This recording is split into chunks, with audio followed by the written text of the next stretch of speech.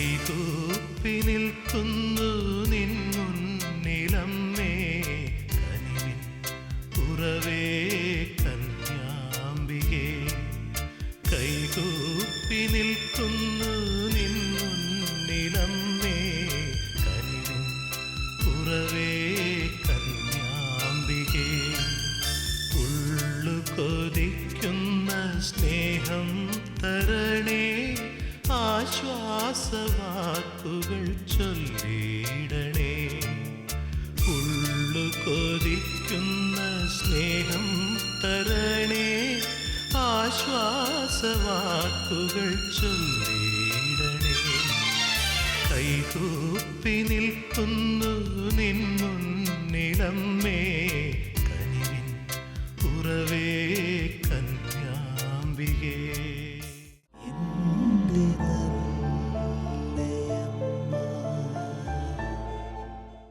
ഞാൻ വൈദികനായതിന് ശേഷം ഉപരിപഠനത്തിനായി ഞാൻ പോയി. ഇപ്പം എൻ്റെ യൂണിവേഴ്സിറ്റിയിൽ മാതാവിനെക്കുറിച്ച് ക്ലാസ് എടുത്തിരുന്നത് ഒരു മാൻഫ്രെഡ് ഹൗക്കെ എന്ന് പറയുന്ന ഒരു വൈദികനാണ്, ജർമ്മൻകാരനാണ്. അദ്ദേഹം മാതാവിനെക്കുറിച്ച് ഒരു വലിയ പുസ്തകം എഴുതിയിട്ടുണ്ട്, മരിയോളജിയിലെ ചരിത്രം എന്നും പറഞ്ഞുകൊണ്ട്. ഇപ്പം ഞാൻ കണ്ടതിലെ മാതാവിനെക്കുറിച്ചുള്ള ഏറ്റവും വലിയ പുസ്തകം അതാണ്. 780 പേജുകളുണ്ട്. അതിലൊരു സെൻറ്റൻസ് എൻ്റെ മനസ്സിനെ വല്ലാതെ സ്പർശിച്ചു. അത് മോൺഫോർട്ടിലെ വിശുദ്ധ ലൂയിസ്, നമുക്കറിയാം അദ്ദേഹമാണ് ജപമാല ഭക്തിയുടെ വലിയൊരു പ്രചാരകൻ. ഇതത്തെക്കുറിച്ചുള്ള ഒത്തിരി കാര്യങ്ങൾ നമുക്കറിയാം. അപ്പോൾ അദ്ദേഹം പറഞ്ഞ ഒരു കാര്യം ഇതാണ്: എല്ലാ ദിവസവും ജപമാല ചൊല്ലി പ്രാർത്ഥിക്കുന്ന വ്യക്തി വഴിതെറ്റിപ്പോവുക അസാധ്യം. ഇത് വായിച്ചപ്പോൾ എൻ്റെ മനസ്സിനെ അത് സ്ട്രൈക്ക് ചെയ്തു. ഞാൻ ഓർത്തു, ഒരു 5 വർഷക്കാലം ഏതാണ്ട് ഞാൻ വഴിതെറ്റിപ്പോയ ഒരവസ്ഥയിൽ ആയിരുന്നു എന്നെ സൂചിപ്പിച്ചു. അതിനുള്ള കാരണം ജപമാല ചെല്ലാത്തതാണല്ലോ എന്ന് ഓർത്തു. അന്നു മുതൽ എൻ്റെ ജീവിതത്തിലെ ഓരോ ദിവസവും വിശുദ്ധീകരിക്കാൻ വേണ്ടി ഞാൻ ജപമാല ചൊല്ലി കാഴ്ചവെക്കാൻ തുടങ്ങി. കാരണം കോളേജ് വിദ്യാഭ്യാസം കഴിഞ്ഞു.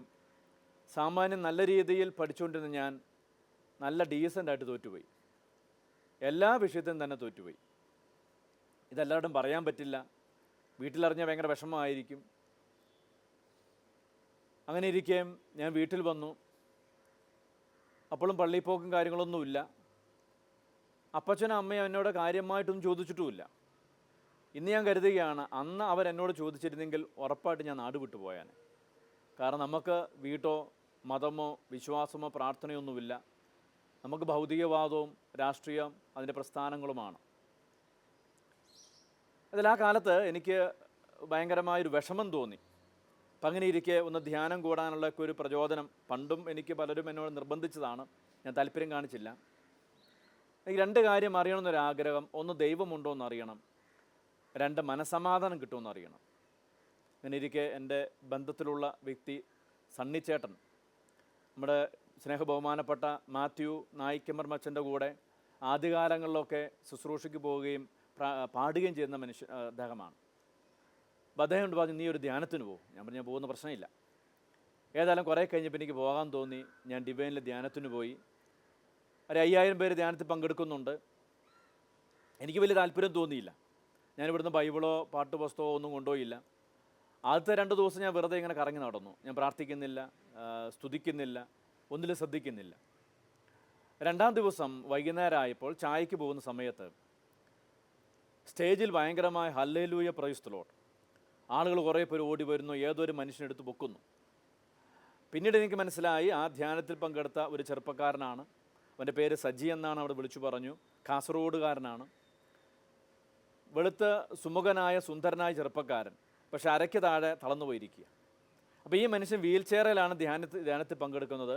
ഭക്ഷണം കഴിക്കാൻ വരുമ്പോഴും ധ്യാന ഹാളിലേക്ക് പോകുന്നതൊക്കെ ഞാൻ കാണുന്നുണ്ട്, വീൽ ചെയറിലാണ്. അപ്പോൾ ഞാൻ ഇടയ്ക്ക് ഇങ്ങനെ മനസ്സിൽ ഓർത്തു, എൻ്റെ ദൈവമേ, ഇവനൊരു സൗഖ്യം കിട്ടിയിരുന്നെങ്കിൽ എന്ന്. അന്ന് എനിക്ക് പ്രാർത്ഥിക്കാമെന്നൊന്നും അറിയത്തില്ല. ഏതായാലും വൈകുന്നേരത്തെ പ്രൈസ് ആൻഡ് വർഷിപ്പിൻ്റെ സമയത്ത് ഈ ചെറുപ്പക്കാരൻ ഈ വീൽ ചെയറിൽ നിന്ന് എഴുന്നേറ്റ് ഓടി സ്റ്റേജിലേക്ക് കയറുകയാണ്. ആ സംഭവം വലിയൊരു കാര്യമായിരുന്നു, നമുക്കറിയാം. ആളുകളെല്ലാം ഭയങ്കര ആവേശത്തോടെ സ്തുതിക്കാനും ആരാധിക്കാനൊക്കെ തുടങ്ങി. പെട്ടെന്ന് എൻ്റെ മനസ്സെന്നോട് ചോദിച്ചു, ദൈവം ഉണ്ടോ എന്നല്ലേ ചോദിച്ചു. ദൈവം ഉണ്ട് എന്ന് ഞാൻ തീരുമാനിച്ചു. പിന്നെ ഞാൻ ബൈബിളൊക്കെ വാങ്ങി, ഞാൻ പാട്ടുപുസ്തകമൊക്കെ എടുത്തു, പ്രാർത്ഥിക്കാനും സ്തുതിക്കാനൊക്കെ തുടങ്ങി. അന്നെൻ്റെ ആഗ്രഹം, ഈ നായ്ക്കമ്പർമലച്ചൻ മൈക്കിലൂടെ എത്രമാത്രം സ്വരത്തിലാണ് സ്തുതിക്കുന്നത്, അതിലേറെ സ്വരത്തിൽ എനിക്ക് സ്തുതിക്കണം.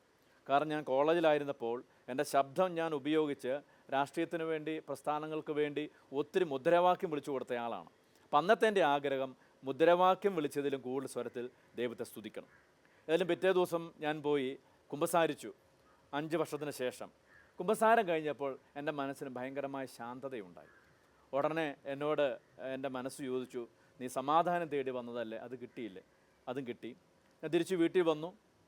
അങ്ങനെ എല്ലാ ദിവസവും ഞാൻ പള്ളിയിൽ പോകാൻ തുടങ്ങി. വേറെ പ്രത്യേകിച്ച് സൗഖ്യമോ അത്ഭുതമോ എൻ്റെ ജീവിതത്തിൽ സംഭവിച്ചിട്ടില്ല. എല്ലാ ദിവസവും രാവിലെ ഞാൻ പള്ളിയിൽ പോകും, കുർബാനയിൽ പങ്കെടുക്കും. പിന്നെ മണിക്കൂറുകൾ ഇരുന്ന് ഞാൻ ബൈബിൾ വായിക്കുമായിരുന്നു. ദൈവവചനം എനിക്ക് ഒത്തിരി താല്പര്യമുണ്ടായിരുന്നു. അന്ന് മുതൽ ഞാൻ വീണ്ടും ജപമാല ചൊല്ലാൻ ആരംഭിച്ചു. അങ്ങനെ എൻ്റെ ജീവിതത്തിൽ മാറ്റമെന്ന് പറഞ്ഞാൽ ഒരുപക്ഷെ മാറ്റത്തിൻ്റെ ചില അനുഭവത്തിലൂടെ ഞാൻ കടന്നു പോകാൻ തുടങ്ങി. വീട്ടിലെ പ്രാർത്ഥനയിൽ ഞാൻ സജീവമായി പങ്കെടുക്കാൻ തുടങ്ങി. എല്ലാവരും പ്രാർത്ഥിച്ച ശേഷവും ഞാൻ ടെറസിന് മേലെ കയറി 1 മണിക്കൂർ സമയം മുട്ടുമേൽ നിന്ന് കൈയും പിരിച്ച് ഞാൻ സ്തുതിച്ച് പ്രാർത്ഥിക്കും, ദൈവികമായ വെളിപാടിന് വേണ്ടി തന്നെ. അങ്ങനെ ഇരിക്കെ എനിക്ക് ഒരു ചെറിയൊരു ആഗ്രഹം, അസീസിലെ വിശുദ്ധ ഫ്രാൻസിസിൻ്റെ പുസ്തകം ഞാൻ വായിച്ചപ്പോൾ ഒരു ഫ്രാൻസിസ്കൻ ബ്രദർ ആകണമെന്നൊരാഗ്രഹം ഉണ്ടായി. അപ്പം അച്ഛനാകാനുള്ള യോഗ്യതയില്ല, കാരണം നമ്മുടെ സ്വഭാവം എങ്ങനെയാണ്, പിന്നെ അല്പം പ്രായവും കൂടെ ആയിട്ടുണ്ട്. അതുകൊണ്ട് ഒരു ബ്രദർ ആയിക്കൊള്ളാം എന്ന ആഗ്രഹത്തോടെ ഞാൻ ഒരു ആഗ്രഹം പ്രകടിപ്പിച്ചു. അങ്ങനെ ബത്തേരിലുള്ള ഞങ്ങളുടെ അൽവേർണ ആശ്രമത്തിൽ ഒരു ദിവസം ചെന്നു. ഒരു കപ്പൂച്ചൻ ഇറങ്ങി വന്നു. ഞാൻ കണ്ടപാട പറഞ്ഞു, എൻ്റെ പേര് സജി എന്നാണ്, വീട്ടിൽ ഒരു തുരുത്തിമറ്റം, വീട് സീതാമൂണ്ടിൽ. ഞാൻ കോളേജിലായിരുന്നു, ഞാൻ മദ്യപിക്കുമായിരുന്നു, പുകവലിക്കുമായിരുന്നു, രാഷ്ട്രീയത്തിലുണ്ടായിരുന്നു, പ്രാർത്ഥനയൊന്നുമില്ലായിരുന്നു. ഞാനിപ്പോൾ ധ്യാനം കൂടി, എനിക്കിപ്പോൾ ഒരു ആഗ്രഹമുണ്ട് ഒരു ബ്രദറായി ചേരണമെന്ന്. അപ്പോൾ എന്നെ കണ്ടപാടെ ഈ കപ്പൂച്ചൻ ഇങ്ങനെ നോക്കി, ഇവൻ എന്നെ പറയുന്നതെന്ന്. അല്ല, എനിക്കൊരു അഡ്രസ്സ് തന്നു, ഭരണങ്ങാനത്തെ അഡ്രസ്സ്. എന്നോട് പറഞ്ഞു, സെലക്ഷൻ കഴിഞ്ഞു, നീ എഴുതി നോക്ക് ചിലപ്പോൾ. ഞാൻ വീട്ടിൽ വന്നു, ഞാൻ എഴുത്തെഴുതി. 3 ദിവസം വേണം കോട്ടയത്ത് ഭരണങ്ങാനത്തിൽ എഴുത്തെത്താൻ, തിരിച്ച് മറുപടി കിട്ടാനും 3 ദിവസം വേണം. അങ്ങനെ 6 ദിവസം മിനിമം വേണം ഒരു മറുപടി കിട്ടാൻ വേണ്ടി. അല്ല, എനിക്ക് 4-ാം ദിവസം മറുപടി കിട്ടി. അതിൽ പറഞ്ഞു, ഇങ്ങനെ സെലക്ഷൻ കഴിഞ്ഞെങ്കിലും ബത്തേരിയിൽ വന്ന് ഒരു 3 ദിവസം അവിടെ താമസിക്കുക, താല്പര്യമുണ്ടെങ്കിൽ നിനക്ക് അതിൽ ചേരാം, നിന്നെ ചേരാം, അതിൽ ചേർക്കാം. അങ്ങനെ പറഞ്ഞ് ഞാൻ ബത്തേരി വന്നു, അവിടെ താമസിച്ചു. 3 ദിവസം കഴിഞ്ഞു. ഉടനെ അവിടെ ഉണ്ടായിരുന്ന അച്ഛൻ, വിക്ടർ എന്ന അച്ഛൻ്റെ പേര്, നല്ലൊരു അച്ഛനായിരുന്നു, കപ്പൂച്ചൻ. അദ്ദേഹം പറഞ്ഞു, നീ വേണമെങ്കിൽ ചേർന്നു. അപ്പം ഞാൻ പറഞ്ഞു, എനിക്ക് പ്രാർത്ഥിച്ചൊരുങ്ങണം, ഒരു ധ്യാനം കൂടെ കൂടണം. അങ്ങനെയാണ് ഞാൻ കുളത്തുവേൽ ധ്യാനത്തിന് പോകുന്നത്. മാതാവിൻ്റെ പേരിലുള്ള ഒരു ധ്യാന കേന്ദ്രമാണ് അവിടെ. ആ ധ്യാന സമയത്തിൻ്റെ അവസാനത്തിലാണ് ഇങ്ങനെ ഒരു ദൈവവിളി ഉണ്ടെന്നുള്ള ഒരു ബോധ്യം എനിക്കുണ്ടാകുകയും സഭയിൽ ചേരുവാൻ ഞാൻ തീരുമാനിക്കുകയും ചെയ്തത്.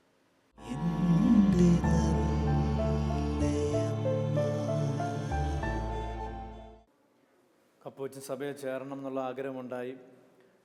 അങ്ങനെ ഞാൻ കുളത്തുവയിൽ ബഹുമാനപ്പെട്ട വർക്കേച്ചനുള്ളപ്പോൾ ധ്യാനത്തിൽ പോയി പങ്കെടുത്തു. ധ്യാനത്തിൻ്റെ അവസാന ദിവസം വരെ എന്ത് ചെയ്യണം എന്നുള്ള കൃത്യത എനിക്കില്ലായിരുന്നു. അവസാനം ഞാൻ അച്ഛനെ പോയി കണ്ടു. അച്ഛൻ എനിക്ക് വേണ്ടി പ്രാർത്ഥിച്ചു. അച്ഛൻ സന്ദേശമായിട്ടുണ്ട് പറഞ്ഞു, നല്ല അടയാളം കാണുന്നുണ്ട്, തീരുമാനം എടുത്തുകൊള്ളുക. ഉടനെ ഞാൻ പറഞ്ഞു, കപ്പൂച്ചൻ സഭ ചേരാൻ ആഗ്രഹിക്കുന്നുണ്ട്. അച്ഛൻ അന്ന് എന്നെ പ്രത്യേകമായിട്ട് അനുഗ്രഹിച്ചു, പ്രാർത്ഥിച്ചു. തീരുമാനമായി വീട്ടിൽ വന്നു. വീട്ടിൽ പറഞ്ഞപ്പോൾ എൻ്റെ മാതാപിതാക്കന്മാർക്ക് ഭയങ്കര സന്തോഷം. എൻ്റെ അപ്പച്ചൻ എന്നോട് പറഞ്ഞു, എൻ്റെ ഇത്രയും മക്കളിൽ ആരെങ്കിലും ഒരാൾ ഇങ്ങനെ ആയിരിക്കണമെന്ന് ഞാൻ ആഗ്രഹിച്ചുവെന്ന്. അങ്ങനെ ഞാൻ ബത്തേരി പോയി ചേർന്നു. പ്രിയപ്പെട്ട ധ്യാനത്തിലൂടെ ഞാൻ കുറേ കൂടെ പ്രാർത്ഥന ചൈതന്യത്തിലേക്ക്, പ്രാർത്ഥന ആഗ്രഹത്തിലേക്ക് വന്നു. സെമിനാരിൽ ചേർന്ന ആ കാലഘട്ടം കൂടുതൽ ശക്തമായിട്ട്, പ്രത്യേകിച്ച് കൂടുതൽ സമയം ജപമാല ചൊല്ലുവാനോ ഉള്ള ആഗ്രഹം എനിക്കുണ്ടായി. അതിൻ്റെ ബലത്തിലാണ് ഞാൻ ആ ജീവിതത്തെ മുന്നോട്ട് കൊണ്ടുപോയത്. സെമിനാരി ജീവിതം സന്തോഷകരമായിരുന്നു. എൻ്റെ കൂടെയുള്ള സഹോദരന്മാരിടയ്ക്ക് എന്നെ കളിയാക്കി പറയും, നല്ല പേരാണ് നിനക്കുള്ളത്, പക്ഷേ സ്വഭാവമായിട്ട് ഒട്ടും ചേർച്ചയില്ല എന്ന്. ചിലപ്പോൾ ഞാനത് ഓർക്കാറുണ്ട്. മര്യാദാസ് എന്ന പേരാണെങ്കിലും മാതാവിൻ്റെ നന്മകളോ മാതാവിൻ്റെ പ്രത്യേകതകളോ ഗുണങ്ങളോ ഒന്നും എൻ്റെ ജീവിതത്തിൽ ഇല്ലല്ലോ എന്ന് ചിലപ്പോഴൊക്കെ ഞാൻ ഓർക്കാറുണ്ട്. തുടർന്ന് എൻ്റെ വൈദിക ജീവിതത്തിലേക്ക് വന്നു. അതും സന്തോഷകരമായിരുന്നു. ഞാൻ പിന്നീട് ശുശ്രൂഷാ മേഖലയിലേക്ക് ഇറങ്ങി.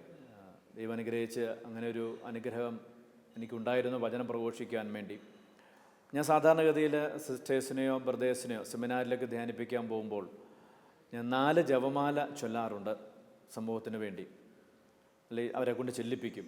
അപ്പോൾ ഓരോ രഹസ്യത്തിലും അവിടെയുള്ള പങ്കെടുക്കുന്ന എല്ലാവരുടെയും പേരൊക്കെ പറഞ്ഞ് മാതാവിന് നിയോഗം വെച്ചാണ് ചെല്ലുന്നത്. പല സ്ഥലങ്ങളിൽ അവർ പറയുന്നുണ്ട് അവർക്ക് ഭയങ്കര അനുഭവമായിരുന്നു, മാതാവിൻ്റെ പ്രത്യേക സാന്നിധ്യം അനുഭവിക്കാൻ സാധിച്ചെന്നൊക്കെ പറയാറുണ്ട്. അങ്ങനെ ഇരിക്കെ വൈദികരുടെ ധ്യാനം എടുക്കേണ്ട ഒരു സാഹചര്യം വന്നു. അപ്പോൾ അതിൽ ഞാനിങ്ങനെ മനസ്സിലിങ്ങനെ എന്തൊക്കെ ചെയ്യണം, എന്തെല്ലാം പറയണം, ക്ലാസ്സുകൾ എടുക്കണം, ഇങ്ങനെയൊക്കെ പ്ലാൻ ചെയ്തപ്പോൾ എനിക്ക് തോന്നി 4 ജപമാല പറഞ്ഞാൽ ഒരുപക്ഷെ അച്ഛന്മാരത്തെ സ്വീകരിക്കുകയല്ല, ടൈം ടേബിൾ ഭയങ്കര ടൈറ്റാകും. ഞാൻ തീരുമാനിച്ചു അച്ഛന്മാരായതുകൊണ്ട് 1 ജപമാല മതിയെന്ന്. അങ്ങനെയൊക്കെ തീരുമാനിച്ച് ഞാൻ പ്ലാൻ ചെയ്യുമ്പോൾ ഒരു ദിവസം എൻ്റെ മുറിയിലിരുന്ന് ഞാൻ ഇങ്ങനെ ചിന്തിച്ചുകൊണ്ടിരുന്നപ്പോൾ പെട്ടെന്ന് എൻ്റെ മനസ്സിലൊരു ചോദ്യം, ഒരു ദിവസം ഇങ്ങനെ ഒരു സംസാരം എനിക്ക് തോന്നി. ഞാൻ നിൻ്റെ അമ്മയാണെങ്കിൽ, വൈദികർ എൻ്റെ മക്കളാണെങ്കിൽ നീ എന്നെക്കുറിച്ച് പറയാൻ ലജ്ജിക്കേണ്ട. വീണ്ടും ഞാനിത് തന്നെ കേട്ടു, ഞാൻ നിൻ്റെ അമ്മയാണെങ്കിൽ, വൈദികർ എൻ്റെ മക്കളാണെങ്കിൽ എന്നെക്കുറിച്ച് പറയാൻ നീ ലജ്ജിക്കേണ്ട. അപ്പോൾ ഞാൻ തീരുമാനിച്ചു എങ്കിൽ അച്ഛന്മാർക്ക് 4 ജപമാല വെച്ച് കൊടുക്കണം ഒരു ദിവസം. അപ്പോൾ ഉടനെ ഞാൻ ബേബി ജോൺ കലേന്താനെ വിളിച്ചു. ഷാലോം പ്രേക്ഷകരുടെയൊക്കെ പ്രിയപ്പെട്ട സഹോദരനാണ്. പറഞ്ഞ ബേബി ഇങ്ങനൊരു ചിന്ത എൻ്റെ മനസ്സിലുണ്ടായി, ഇങ്ങനൊരു സംഭവം ഉണ്ടായി, എന്ത് ചെയ്യണ്ടേ? ഉടനെ ബേബി പറഞ്ഞ വാക്കാ, അച്ഛൻ കൊടുത്തോ അച്ഛ, അത് അമ്മ നോക്കിക്കോളും. എനിക്ക് ഈ ബേബി ജോൺ കലേന്തനുമായിട്ടുള്ള സൗഹൃദം കൊണ്ട് കിട്ടിയത് ഇങ്ങനെ മാതാവിനോടുള്ള വലിയ തീക്ഷ്ണമായ ഭക്തിയുള്ള വലിയ വിശ്വാസമുള്ള ഒരു വ്യക്തിയാണെന്ന് എനിക്ക് തോന്നിയിട്ടുണ്ട്. അച്ഛൻ കൊടുത്ത അച്ഛ, അത് ബാക്കി അമ്മ നോക്കിക്കൊള്ളും. അപ്പം അങ്ങനെയാണ് ഞാൻ അച്ഛന്മാരുടെ ടൈം ടേബിൾ ഞാൻ ധ്യാനിക്കാൻ ചെന്നപ്പോൾ അവരോട് പറഞ്ഞു എനിക്ക് 4 ജപമാലയുണ്ട്. പക്ഷെ അതിനുശേഷം അച്ഛന്മാർ പിന്നീടും ഇപ്പം 1-2 വർഷമായെങ്കിലും അവരിടയ്ക്ക് എവിടെ വെച്ച് കാണുമ്പോൾ എന്നോട് പറയാറുണ്ട്, അച്ഛാ ഇപ്പോഴും ഞങ്ങൾ ജപമാല ചെല്ലാറുണ്ട്. അപ്പം ചിലപ്പോഴൊക്കെ ഇങ്ങനെ സന്യാസ സമൂഹത്തിലുള്ളവർക്കൊക്കെ ധ്യാനിപ്പിക്കുമ്പോൾ അവർ പറയാറുണ്ട്, ഞങ്ങളുടെ ജീവിതത്തിൽ ഇങ്ങനെ 4 ജപമാലയൊന്നും സാധാരണ ചെല്ലാറില്ല, ഇപ്പം നമുക്ക് അതിനുള്ള പ്രചോദനം ഉണ്ടായിട്ടുണ്ട്, അതുകൊണ്ട് ഞങ്ങൾ ചെല്ലാറുണ്ടെന്ന്. അതുകൊണ്ട് ഞാൻ അമ്മയുടെ ഇടയ്ക്കൊക്കെ പറയാറുണ്ട്, അമ്മയ്ക്ക് എന്നെ വെറുതെ അങ്ങനെ തള്ളി മാറ്റാൻ പറ്റുമൊന്നുമില്ല. കാരണം ഞാൻ എവിടെ പോയാലും അമ്മയുടെ നാമധേയത്തിൽ അല്ല അമ്മയുടെ മധ്യസ്ഥയിൽ ജപമാല ചൊല്ലി പ്രാർത്ഥിപ്പിക്കുന്നുണ്ട്. അച്ഛന്മാരെ ധ്യാനിപ്പിക്കാൻ പോയപ്പോൾ ഞാനും എൻ്റെ കൂട്ടത്തിൽ പാട്ടുകാരനുണ്ട്, സാബു എന്ന് പറഞ്ഞ സഹോദരൻ. 13 വർഷമായി ഞങ്ങൾ ഒന്നിച്ച് ശുശ്രൂഷ ചെയ്യുന്നു. ആ സഹോദരന് മാതാവിനോട് ഭയങ്കര ഭക്തിയുള്ള മനുഷ്യനാണ്. എൻ്റെ കുടുംബത്തിൽ ജപമാല ചൊല്ലുന്നുണ്ട്, എൻ്റെ ജീവിത പങ്കാളി മക്കളൊക്കെ ഞങ്ങൾ ധ്യാനിപ്പിക്കുമ്പോൾ ജപമാല ചൊല്ലുന്നു. അപ്പോൾ ഞങ്ങൾ മത്സരിച്ച് ചെല്ലുകയായിരുന്നു. ചിലപ്പോഴൊക്കെ ഞാൻ 12, പുള്ളി 13, ഞാൻ 13, പുള്ളി 14. അങ്ങനെ ഞങ്ങളുടെ ഉത്കണ്ഠ കൊണ്ടാണ് എങ്കിൽ തന്നെയും ജപമാലയിലൂടെയാണ് ഞങ്ങൾ കൂടുതൽ ശക്തിയായിട്ട് പ്രാർത്ഥിച്ചുകൊണ്ടിരുന്നത്. ദിവികാരനം എഴുന്നള്ളിച്ചു വെക്കും. അതിന് മുമ്പിൽ ഞങ്ങൾ ബാക്കി സമയത്ത് ഞങ്ങൾ മാറി മാറി ടീമങ്ങളിലിരുന്ന് ജപമാല ചൊല്ലും. ആ സമയത്ത് ധ്യാനിക്കുന്നവരും വന്ന് ജപമാല ചെല്ലാറുണ്ട്. അപ്പോൾ പരിശുദ്ധ കുർബാനയുടെ മുമ്പിൽ വെച്ചുള്ള ആ ജപമാല സമർപ്പണം ഞങ്ങൾക്ക് ഭയങ്കര ശക്തിയായിട്ടും അനുഭവമായിട്ടും തോന്നിയിട്ടുണ്ട്. ഒരുപക്ഷെ എൻ്റെ ശുശ്രൂഷകൾ ഇത്രയെങ്കിലും ദൈവാനുഗ്രഹത്തോടെ മുന്നോട്ട് കൊണ്ടുപോകുവാൻ, സാമാന്യം തിരക്കുള്ള ശുശ്രൂഷ മേഖലയിലായിരിക്കുവാൻ സാധിച്ചതിൻ്റെ പിന്നിലെ ഏറ്റവും വലിയ കാരണം പരിശുദ്ധ അമ്മയുടെ സംരക്ഷണമാണ് എന്ന് എനിക്കറിയാം. അതുകൊണ്ട് ഞാൻ എവിടെ പോയാലും അത് പറയാറുണ്ട്, അമ്മയുടെ മാധ്യസ്ഥന് വേണ്ടി ഞാൻ പ്രാർത്ഥിക്കാറുണ്ട്. ഞാൻ സൂചിപ്പിച്ചു എൻ്റെ ഓരോ ദിവസവും വിശുദ്ധീകരിക്കാൻ ജപമാല ചൊല്ലി പ്രാർത്ഥിക്കാൻ തീരുമാനിച്ചു എന്ന്.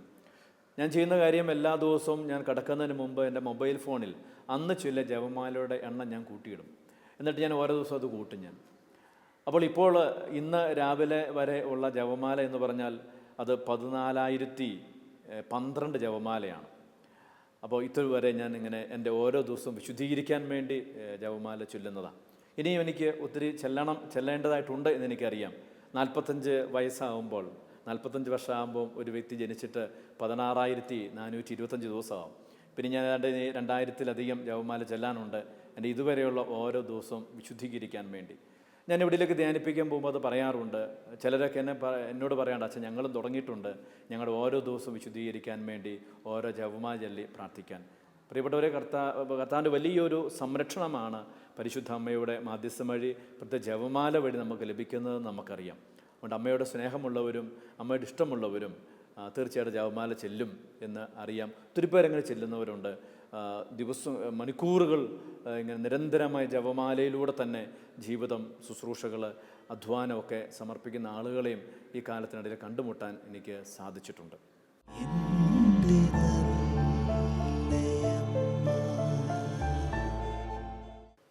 ഏതാനും വർഷങ്ങൾ മുമ്പ് സൗദി അറേബ്യയിൽ ശുശ്രൂഷയ്ക്ക് പോകേണ്ട ഒരു സാഹചര്യം വന്നു.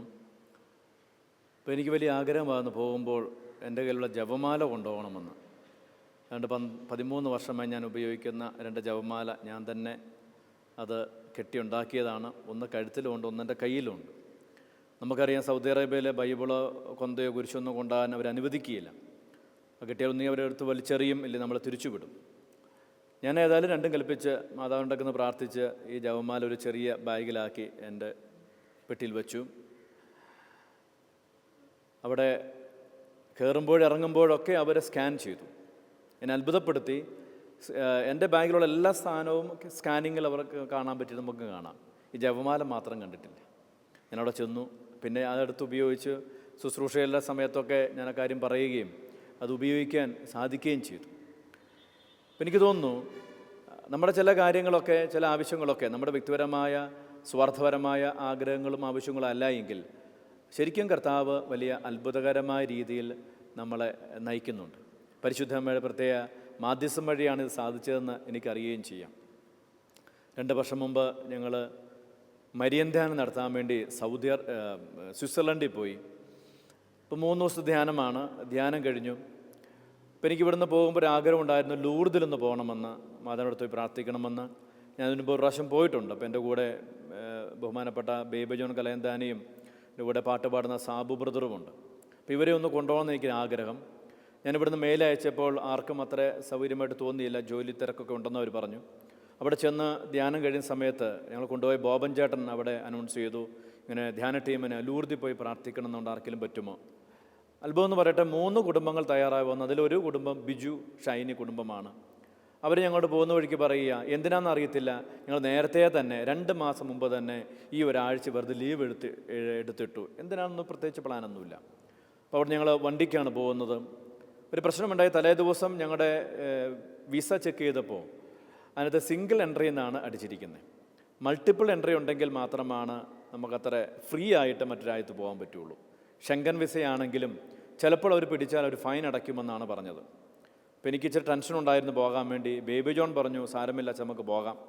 അങ്ങനെ ഞങ്ങൾ പോകാൻ തീരുമാനിച്ചു. സ്വിറ്റ്സർലൻഡിൻ്റെയും ഫ്രാൻസിൻ്റെയും ബോർഡറിൽ 2 ചെക്ക് പോസ്റ്റുണ്ട്. അവരുടെ കർക്കശമായ പരിശോധനയുള്ള രാജ്യങ്ങളാണ് നമുക്കറിയുകയും ചെയ്യാം. അപ്പോൾ ഞങ്ങൾ ചെല്ലുമ്പോൾ ഞങ്ങളുടെ മുമ്പ് പോകുന്ന കാറുകളെല്ലാം തടഞ്ഞു നിർത്തി അവർ പാസ്പോർട്ട് പരിശോധിക്കുന്നുണ്ട്. അപ്പോൾ എനിക്ക് തോന്നി മിക്കവാറും ഞങ്ങൾ പിടിക്കും. ഏതായാലും ഞങ്ങളുടെ വണ്ടി ചെന്നു, സെക്യൂരിറ്റിക്കാർ മാറി നിന്നു, വണ്ടി മുന്നോട്ട് പോയി. 2 ചെക്ക് പോസ്റ്റിലും യാതൊരു തടസ്സവും ഉണ്ടായില്ല. ലൂർദിൽ പോയി ഞങ്ങൾ പ്രാർത്ഥിക്കാൻ പറ്റി. 2 ദിവസം അവിടെ ചെലവിട്ടു. ദിവികാരുടെ പ്രദക്ഷിണത്തിലും ജപമാല പ്രദക്ഷിണത്തിലൊക്കെ പ്രാർത്ഥിച്ചു. തിരിച്ചു വരുമ്പോൾ ഇതേ ടെൻഷൻ എൻ്റെ മനസ്സിലുണ്ട്. വീണ്ടും ചെക്കിംഗ് ഉണ്ട്, നമ്മൾ പിടിച്ചാൽ അവർ ഫൈൻ ഇടിപ്പിക്കും. ഉടനെ എന്നോട് ബേബി ജോൺ പറഞ്ഞു, അച്ഛൻ പേടിക്കണ്ട, നമ്മൾ ജപമാല ചൊല്ലിയതല്ലേ, അത് മാതാവ് ക്രമീകരിച്ചോളും. എങ്കിലും ഇതിനോട് അടുക്കും തോറും എനിക്ക് ടെൻഷൻ കൂടി വന്നു. അപ്പോൾ എൻ്റെ ഈ കൂടെയുള്ള ബ്രദർ ബേബി പറഞ്ഞു, അച്ഛൻ അത് അമ്മ പറയും, മാറി നിൽക്കട, എൻ്റെ പിള്ളേർ വരുന്നുണ്ടെന്ന്. പ്രിയപ്പെട്ടവരെ, ഞങ്ങൾ പോകുമ്പോൾ വരുന്ന വാഹനങ്ങളെല്ലാം ഈ പട്ടാളക്കാർ ചെക്ക് ചെയ്യുന്നുണ്ട് തടഞ്ഞു നിർത്തിയിട്ട്. ഞങ്ങളുടെ വണ്ടി വന്നതും പെട്ടെന്ന് ഈ സെക്യൂരിറ്റി പോലീസുകാരൻ അല്ലെങ്കിൽ പട്ടാളക്കാരൻ നേരെ അബോട്ടാണ് അടിച്ച് മാറി നിന്നു. കൈകാട്ടിയാൽ മാത്രം വണ്ടി നിർത്തിയാൽ മതി നമുക്കറിയാം. ഞങ്ങളുടെ വണ്ടി മുന്നോട്ട് പോയി. 2 സ്ഥലത്തും തിരിച്ചു വരുമ്പോൾ ഇതേപോലെ ഇവർ മാറി നിന്ന് ഞങ്ങളുടെ ഗേറ്റ് തുറന്ന് അല്ലെങ്കിൽ ഞങ്ങൾക്ക് വഴിയൊരുക്കുന്നുള്ള സത്യം. അപ്പോൾ എന്നോട് ബേബി ചോദിച്ചു, കണ്ടില്ല അച്ഛാ, അമ്മ പറഞ്ഞു കാണും, മാറി നിൽക്കട, എൻ്റെ പിള്ളേർ വരുന്നുണ്ടെന്ന്. പിന്നെ എൻ്റെ മനസ്സിൽ വല്ലാതെ അതങ്ങനെ ശരിക്കും പ്രകമ്പനം കൊള്ളുന്ന ഒരു വാക്യമായിരുന്നു. നമ്മൾ പരിശുദ്ധ അമ്മയോട് ചോദിക്കുമ്പോൾ, പരിശുദ്ധ അമ്മയോട് പ്രാർത്ഥിക്കുമ്പോൾ, പ്രത്യേക ജപമാല ചൊല്ലി പ്രാർത്ഥിക്കുമ്പോൾ അമ്മ പറയും, മാറി നിൽക്ക്, എൻ്റെ പിള്ളേർ വരുന്നുണ്ട്. തൻ്റെ മക്കൾക്ക് വേണ്ടി ഏത് കാര്യത്തിലും ഇടപെടാൻ പരിശുദ്ധ അമ്മ താല്പര്യപ്പെടുന്നുണ്ട് നമുക്കറിയാം. ഞാൻ വിശ്വസിക്കുന്നു അതുകൊണ്ട് തന്നെയായിരിക്കാം ഈശോ കുരിശിൽ കിടന്നുകൊണ്ട് അവസാന സമ്മാനമായിട്ട് അമ്മയെ കൈമാറുന്നത്. ബാക്കിയെല്ലാം കൊടുത്തു കഴിഞ്ഞു. കാരണം ഈശോയ്ക്ക് അറിയാം, അമ്മ എവിടെയെങ്കിലും ഉണ്ടെങ്കിൽ, ഏതെങ്കിലും ഭവനത്തിലുണ്ടെങ്കിൽ, ഏതെങ്കിലും വ്യക്തിയുടെ ജീവിതത്തിലുണ്ടെങ്കിൽ, അവിടെ എന്തെങ്കിലും കുറവുണ്ടായാൽ കാനായിൽ പറഞ്ഞ അതേ അമ്മ തന്നെ ആ സന്ദർഭത്തിലും ഇടപെടും, ചോദിച്ച ഈശോ അത്ഭുതം ചെയ്യും. അവിടെ പരിശുദ്ധമ്മ ചോദിച്ചാൽ ഈശോ യാതൊരു തടസ്സവുമില്ലാതെ അത്ഭുതം ചെയ്യണമെന്ന് ഈശോയ്ക്ക് ആഗ്രഹമുണ്ട്. അതുകൊണ്ട് തന്നെയായിരിക്കും ഈശോ കുരിശിൽ കിടന്നപ്പോൾ അമ്മയെ യോഹന്നാനെ ഏൽപ്പിച്ചത്. വചനം ഇപ്രകാരമാണ് പറയുന്നത്. യോഹന്നാൻ സുവിശേഷം 19 അധ്യായത്തിൽ, അവനാകട്ടെ അവളെ സ്വന്തം ഭവനത്തിൽ സ്വീകരിച്ചു. നമ്മൾ പരിശുദ്ധ അമ്മയെ സ്വന്തം ഭവനത്തിൽ സ്വീകരിക്കണം. നമ്മൾ പരിശുദ്ധ അമ്മയെ സ്വന്തം ഹൃദയത്തിൽ സ്വീകരിക്കണം. അപ്പം നമ്മുടെ ഹൃദയത്തിലും നമ്മുടെ കുടുംബത്തിലും നമ്മുടെ ജീവിത സാഹചര്യങ്ങളിലും പരിശുദ്ധ അമ്മയുടെ മാധ്യസ്ഥമുണ്ടായാൽ, പരിശുദ്ധ അമ്മയുടെ സാന്നിധ്യമുണ്ടായാൽ അതെല്ലാം വലിയ അത്ഭുതകരമായ പ്രവൃത്തികൾക്ക്, അനുഗ്രഹത്തിന് കാരണമാകും. കുഞ്ഞുനാൾ മുതൽ നമ്മളൊക്കെ നെറ്റിയിൽ കുരിശ് വരച്ചും ജപമാല ചൊല്ലിയും അങ്ങനെ പ്രാർത്ഥിച്ചു വളർന്നു വന്നവരാണ്. ഒരുപക്ഷെ ഇട സമയത്തൊക്കെ എന്തെങ്കിലുമൊക്കെ അപജയങ്ങളോ തെറ്റായ ചില കാഴ്ചപ്പാടുകളോ അബദ്ധങ്ങളോ ഉണ്ടെങ്കിലും ജപമാലയിൽ പ്രാർത്ഥിച്ചാൽ തീർച്ചയായിട്ടും പരിശുദ്ധമ്മയുടെ മാധ്യസ്ഥം വഴി ആ വ്യക്തിയും ആ കുടുംബവും ആ സമൂഹവും രക്ഷയിലേക്ക് വരും, ദൈവാനുഭവത്തിലേക്ക് വരുമെന്ന് നമ്മൾ ഉറച്ച് വിശ്വസിക്കേണ്ട കാര്യം കൂടിയാണ്. വിശുദ്ധ ഡൊമിനിക്ക് പറയുന്നത് പോലെ നന്മ നിറഞ്ഞ മറിയമേ എന്ന പ്രാർത്ഥന കേൾക്കുമ്പോൾ പിശാചുക്കൾ ഓടി അകലുമെന്ന് പറയുന്നത്. അപ്പം നമ്മുടെ കുടുംബത്തിൽ ആ പ്രാർത്ഥന ചൊല്ലുമ്പോൾ, നമ്മുടെ വ്യക്തിജീവിതത്തിൽ ആ പ്രാർത്ഥന ചൊല്ലുമ്പോൾ തിന്മയുടെ ശക്തികൾ, പൈശാച് ശക്തികൾ ഓടി അകലും. കാരണം അമ്മയുടെ പേരിൽ, അമ്മയുടെ നാമം എവിടെയെല്ലാം പറയുന്നുണ്ടോ അവിടെയെല്ലാം ദൈവത്തിൻ്റെ വലിയ സാന്നിധ്യം ഉണ്ടായിരിക്കും. നമുക്കറിയാം അമ്മ പോകുന്ന ഇടങ്ങളിൽ പരിശുദ്ധാത്മാവിൻ്റെ സാന്നിധ്യമുണ്ട് എന്ന്. ഒരുപക്ഷെ അതുകൊണ്ടായിരിക്കാം അസീസിലെ വിശുദ്ധ ഫ്രാൻസിസ് പരിശുദ്ധ അമ്മയെ വിളിച്ചത് പരിശുദ്ധാത്മാവിൻ്റെ മണവാട്ടി എന്ന്. ആദ്യമായിട്ട് മറിയത്തെ പരിശുദ്ധാത്മാവിൻ്റെ മണവാട്ടി എന്ന് വിളിച്ചത് അസീസിലെ വിശുദ്ധ ഫ്രാൻസിസ് ആണ്. അതുകൊണ്ട് പരിശുദ്ധ അമ്മയുടെ മാധ്യസ്ഥം ചോദിച്ചു കഴിയുമ്പോൾ പരിശുദ്ധാത്മാവിൻ്റെ സാന്നിധ്യം ഉണ്ടാകും. അത് നമ്മുടെ ജീവിതത്തെ മുഴുവനും വിശുദ്ധീകരിക്കുകയും ചെയ്യും. അതുകൊണ്ട് അമ്മ ലോകത്ത് ഇന്ന് ഒരമ്മയായിരിക്കുന്നത്, അമ്മ നമ്മുടെയൊക്കെ വ്യക്തിജീവിതത്തിൽ അമ്മയായി വാഴുമ്പോൾ, പരിശുദ്ധാമ്മ നമ്മുടെ കുടുംബത്തിൽ അമ്മയായിരിക്കുമ്പോൾ ആ കുടുംബത്തിൻ്റെ എല്ലാ കാര്യങ്ങളിലും അമ്മയുടെ ശ്രദ്ധയുണ്ടാകും. മക്കളുടെ കാര്യത്തിലാണെങ്കിലും, മാതാപിതാക്കളുടെ കാര്യത്തിലാണെങ്കിലും, സാമ്പത്തിക കാര്യങ്ങളിലാണെങ്കിലും എല്ലാ കാര്യങ്ങളിലും ശ്രദ്ധിക്കുന്ന ഒരമ്മയാണ് അമ്മ. ആ അമ്മയുടെ സാന്നിധ്യം നമ്മുടെ എല്ലാവരും ജീവിതത്തിൽ അനുഗ്രഹമായിരിക്കും, ദൈവികമായ സാന്നിധ്യമായിരിക്കും, ദൈവത്തിൻ്റെ ആശീർവാദമായി തീരുമെന്ന് നമുക്ക് ഉറച്ചു വിശ്വസിക്കാം. എൻ്റെ ജീവിതത്തിൽ പരിശുദ്ധ അമ്മയുടെ മാധ്യസ്ഥം വഴി ദൈവം തന്ന എല്ലാ നന്മകളെയും നന്ദിയോടെ ഓർക്കുകയും ആ അമ്മയുടെ മാധ്യസ്ഥം ഇനിയും എൻ്റെ ജീവിതത്തിൽ, നമ്മുടെ ജീവിതത്തിൽ ശുശ്രൂഷ മേഖലയിൽ ഉണ്ടാകട്ടെ എന്ന് പ്രാർത്ഥിക്കുന്നു. നമുക്ക് പരസ്പരം പ്രാർത്ഥിക്കാം. അമ്മയുടെ മാധ്യസ്ഥം നമുക്കെല്ലാവർക്കും എപ്പോഴും അനുഭവിക്കാൻ സാധിക്കട്ടെ. നന്മ നിറഞ്ഞ മറിയമേ സുസ്തി, കർത്താവ് അങ്ങയുടെ കൂടെ സ്ത്രീകളിൽ അങ്ങ് അനുഗ്രഹിക്കപ്പെട്ടവളാവുന്നു. അങ്ങയുടെ ഉദരത്തിൻ ഫലമായ ഈശോ അനുഗ്രഹിക്കപ്പെട്ടവനാവുന്നു.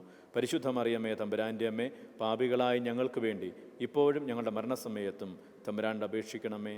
ആമേൻ.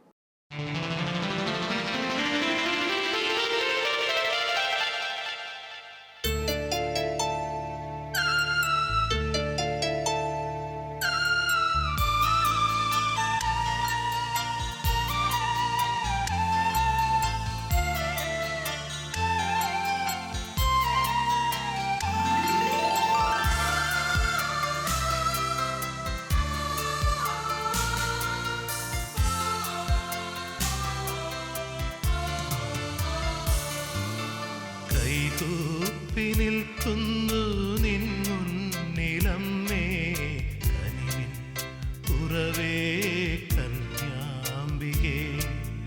കൈകൂപ്പി നിൽക്കുന്നു നിൻ മുന്നിലമ്മേ, കനിവിൻ ഉറവേ കന്യാംബികേ.